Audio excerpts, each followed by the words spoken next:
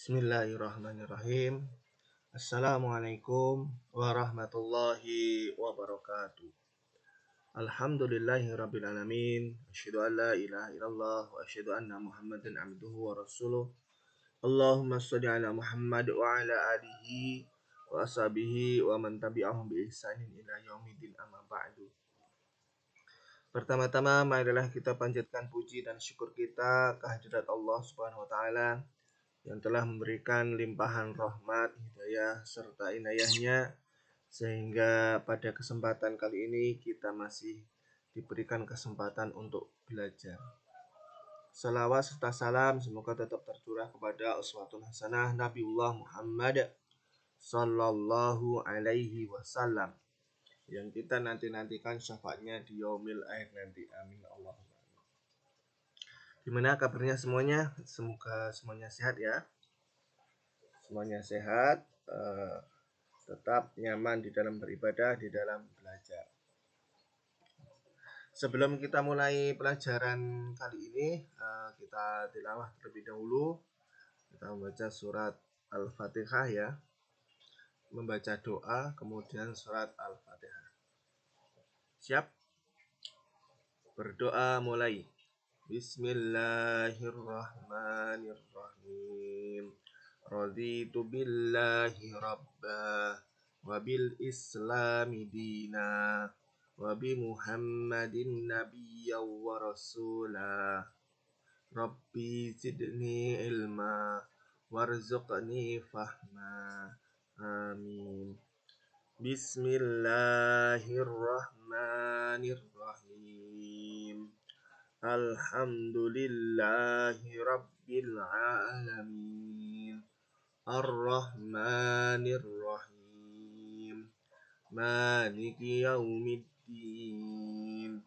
Iyyaka na'budu wa iyyaka nasta'in. Ihdinas siratal mustaqim. Siratal ladzina an'amta 'alaihim. Ghairil maghdubi 'alaihim waladdallin.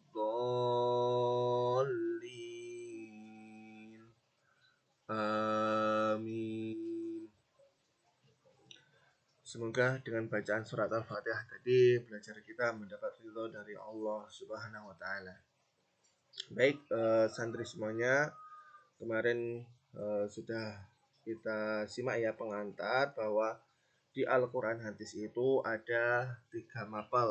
Yang pertama Al-Quran hadis itu sendiri, kemudian yang kedua adalah hadis, kemudian yang ketiga adalah tajwid ya. Untuk kesempatan kali ini kita akan belajar Al-Quran hadis untuk bab pertama. Bab pertamanya itu dengan judul Al-Quran hadis sebagai pedoman hidup. Nah, ini judul yang akan kita bahas pada kesempatan kali ini dengan tema sebagai Al-Quran hadis sebagai pedoman. Karena di dalam hidup kita tentunya butuh pedoman. Pedoman di dalam perjalanan kehidupan ini kita butuh pedoman ya. Baik untuk sukses di dunia maupun sukses di akhirat kita butuh pedoman. Karena miftahun najah sendiri adalah kunci sukses, maka dari itu mari kita kuatkan belajar Al-Quran dan hadis kita sebagai pedoman kita, sebagai kunci sukses kita ya. Dulu ya kita belajar tentang Al-Quran. Nah, secara bahasa bahwa Al-Quran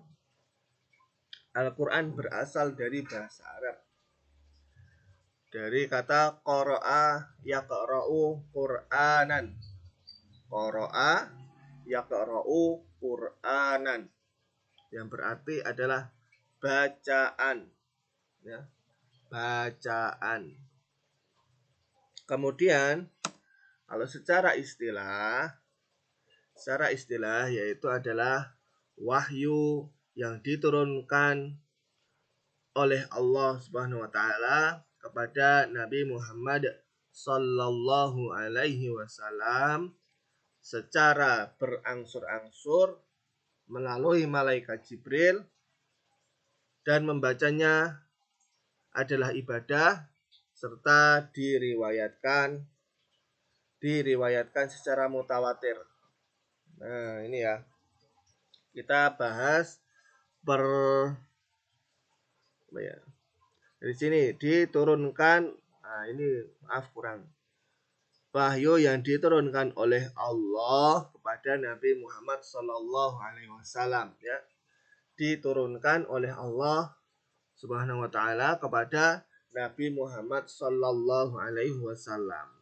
Jadi ini dari Allah langsung, ya, dari Allah diturunkan kepada Nabi Muhammad Sallallahu Alaihi Wasallam secara berangsur-angsur, ya, ingat ya, secara berangsur-angsur.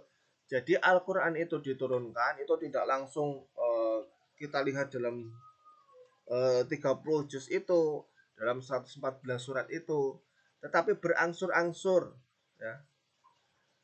Ada yang satu surat, ada yang beberapa ayat, nah itu berangsur-angsur, sesuai dengan peristiwa pada waktu itu. Sesuai dengan peristiwa waktu itu. Kalau ayat yang pertama turun, apa bunyinya? Surat apa?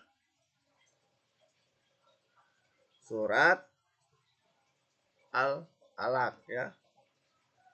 Iqra bismi rabbikal ladzi khalaq, khalaqal insana min 'alaq. Iqra wa rabbukal akram, alladzi 'allama bil qalam. Nah, itu surat yang pertama turun. Ayat yang pertama turun. Jadi ayat yang pertama turun itu kan surat Al-Alaq itu tidak hanya 5 ayat, tetapi yang diturunkan pertama kali adalah 5 ayat. Jadi itu adalah secara berangsur-angsur. Kemudian diturunkannya melalui malaikat Jibril, ya, melalui malaikat Jibril, ya, melalui malaikat Jibril. Jadi tidak langsung. Nah, karena ketika ayat pertama sendiri turun kan, malaikat Jibril mendekap Rasulullah, ya, mendekap Rasulullah di mana? Di Gua Hiro. Mendekap Rasulullah sampai kesulitan untuk bernapas. Nah, kemudian di waktu yang lain malaikat Jibril bisa datang dengan wujud pernah datang dengan wujud aslinya, kemudian dengan wujud yang lain, dengan wujud manusia, dan lain sebagainya, dengan wujud manusia, dan kebanyakan dengan wujud manusia. Kemudian membacanya itu adalah ibadah. Ingat ya, membaca Al-Quran itu termasuk ibadah yang besar pahalanya. Kenapa? Karena setiap huruf dari Al-Quran, setiap huruf dari ayat Al-Quran yang kita baca itu mendapatkan 10 kali pahala kebaikan. Ingat ya, 10 kali pahala kebaikan. Jadi kalau kita membaca surat Al-Fatihah tadi, ada berapa huruf tadi? Di dalam Bismillahirrahmanirrahim, di dalam ayat Bismillahirrahmanirrahim itu ada berapa? 18 atau 19, ya. 19 kalau nggak salah. Itu jadi 19 kali 10 kali. Nah, sudah 190 kali kebaikan yang kita lakukan. Pahala kebaikan yang sudah dicatat. Maka dari itu, ketika kita setiap pagi membaca Al-Quran, mengulang-ulang bacaan untuk menghafalkannya, nah itu pahalanya akan semakin banyak. Umpamanya ngafal surat An-Naba, hafalkan surat An-Naba, amma yatasaalun, itu sudah berapa kali? Baru surat pertama itu udah banyak. Apalagi kalau sekali aja belum bisa, belum hafal, dan secara ketika kita menghafal tentunya butuh mengulang-ulang, nggak cuma sekali, 10 kali, biasanya lebih dari itu. Nah, tentunya akan lebih banyak lagi pahala yang kita dapatkan, ya. Akan lebih banyak lagi pahala yang kita dapatkan dengan memperbanyak membaca Al-Qur'an, mengulang-ulangnya dan berusaha untuk menghafalkannya. Kalau sudah hafal jangan terus ditinggal, tapi dipakai untuk sholat sunnah, diulang-ulang terus tetap ya, dijaga.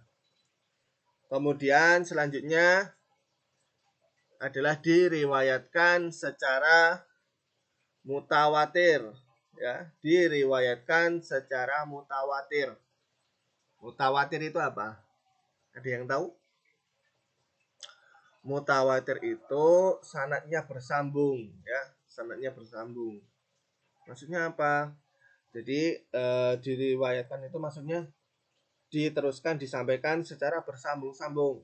Jadi dari Nabi, dari Allah diturunkan kepada malaikat Jibril, diturunkan kepada Nabi Muhammad melalui malaikat Jibril dan disampaikan kepada sahabatnya itu terus secara bersambung, tidak berputus. Umpamanya kan biasanya kalau di dalam hadis itu sering kita dengar juga dari Nabi Muhammad SAW bersabda, dari Ibnu Umar, dari siapa, nah itu bersambung terus. Jadi namanya yang meriwayatkan itu urut terus dan mereka saling ketemu gitu. Jadi tidak ada istilahnya terputus di dalam periwayatan dari Al-Quran itu sendiri. Karena dulu belum ada tulisan, ya, belum ada tulisan, belum ada kertas. Para sahabat menulisnya di pelepah kurma, di tembok, di batu. Nah, karena belum ada kertas waktu itu. Dan baru dibukukan pada masa siapa? Utsman, ya, Utsman bin Affan. Nah, makanya sekarang ada yang namanya Mushaf Utsmani. Nah, itu. Jadi diriwayatkan secara mutawatir, bersambung terus ya sanadnya. Kemudian selanjutnya, posisi Al-Qur'an. Posisi Al-Qur'an adalah sebagai sumber hukum Islam yang pertama. Ingat ya, sumber hukum Islam yang pertama. Jadi ketika kita mau mengambil keputusan, mau mengambil memilih jalan, mau melakukan apa-apa berdasarkan dari Al-Quran. Kita mau berpuasa berdasarkan Al-Quran. Kita menuntut ilmu ini, belajar ini, kita luruskan ya, karena kita menjalankan apa yang ada di dalam Al-Quran, yaitu apa? Menuntut ilmu. Kemudian apalagi?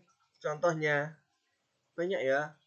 Ketika kita berdagang, berjualan, nah itu juga harus berusaha untuk menerapkan hukum yang ada di dalam Al-Quran. Ketika berdagang, tidak curang, tidak berbohong, tidak membohongi, dan lain sebagainya.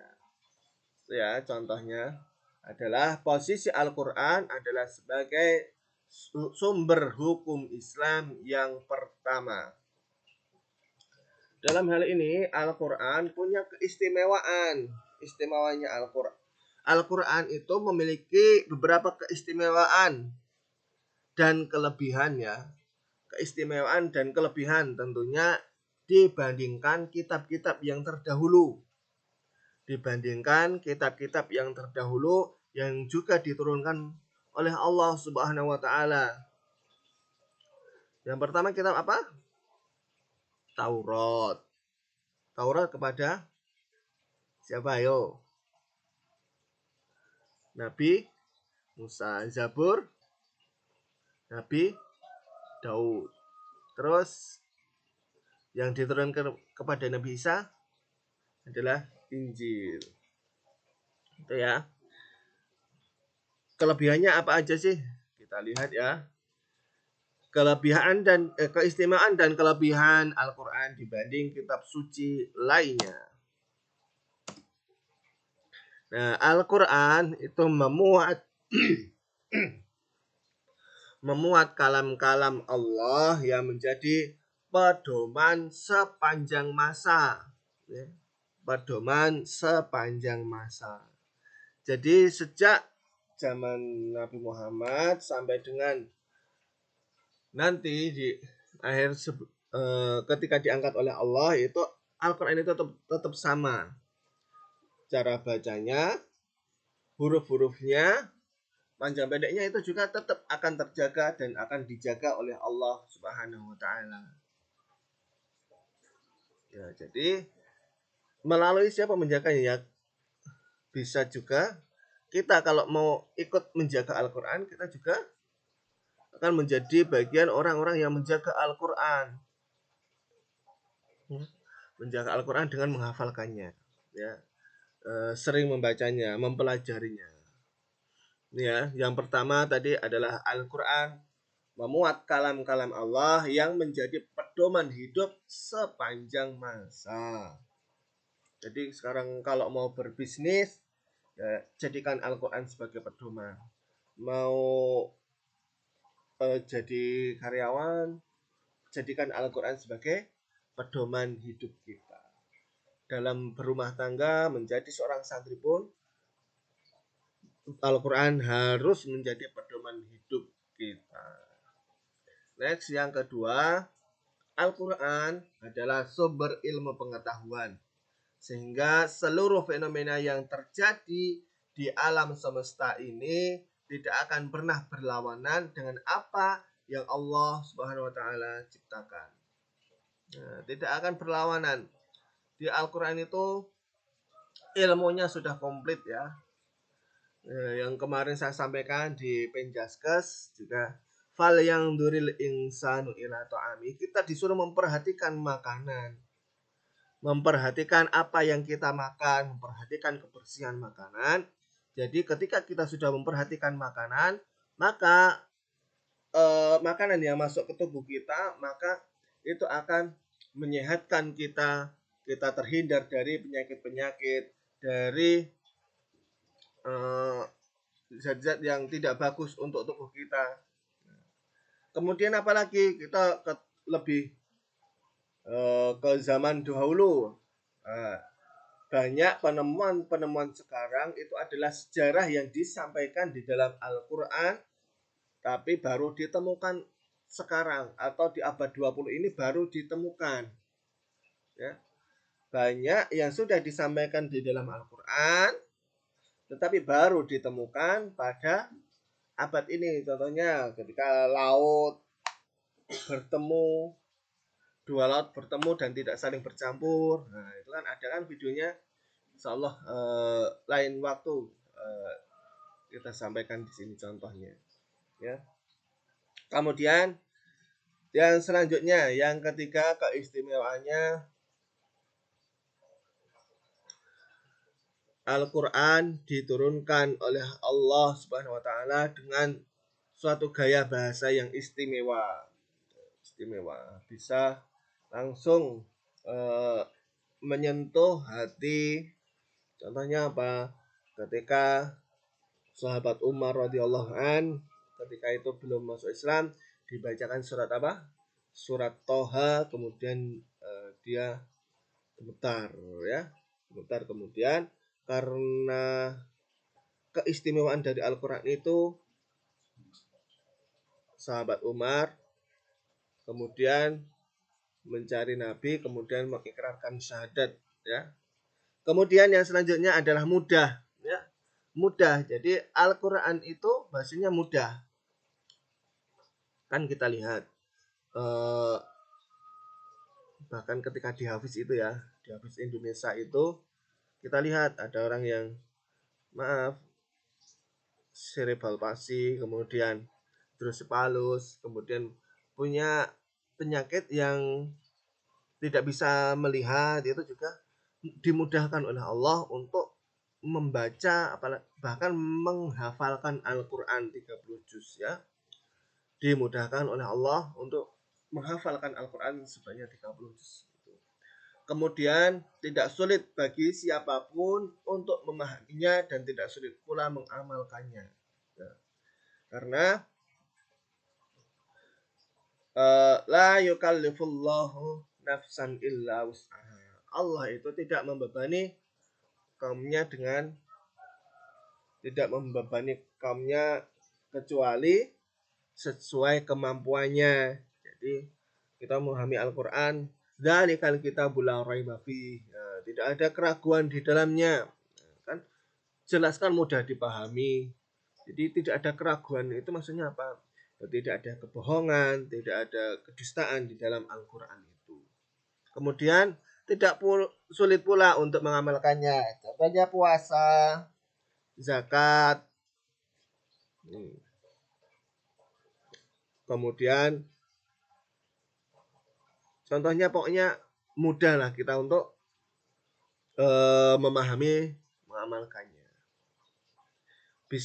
Maksudnya bisa diamalkan oleh siapa saja. Kemudian jika disertai dengan keikhlasan hati, tentunya ketika kita ikhlas, kesulitan untuk memahaminya, untuk mengamalkannya, insya Allah kesulitan-kesulitan itu akan hilang. Ya, jadi ketika kita memahami Al-Quran, belajar Al-Quran, membaca Al-Quran, kita harus berusaha untuk mengikhlaskan diri kita, hati kita harus ikhlas dan juga harus punya kemauan yang kuat. Nah, itu dulu insya Allah yang kita sampaikan pada kesempatan kali ini, tidak terlalu panjang, tidak terlalu banyak. Insya Allah dilanjutkan pertemuan selanjutnya. Nanti kalau ada pertanyaan, ada yang kurang jelas bisa disampaikan di timeline di e-learning ya.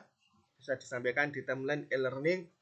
Nanti coba kalau bisa saya jawab dari pertanyaan-pertanyaan yang dikirim. Dari saya kita cukupkan. Kita tutup dengan hamdalah dan doa kafaratul majelis bersama-sama. Alhamdulillahirabbil alamin. Subhanakallahumma wa bihamdika asyhadu an la ilaha illa anta astaghfiruka wa atubu ilaik. Wassalamualaikum warahmatullahi wabarakatuh.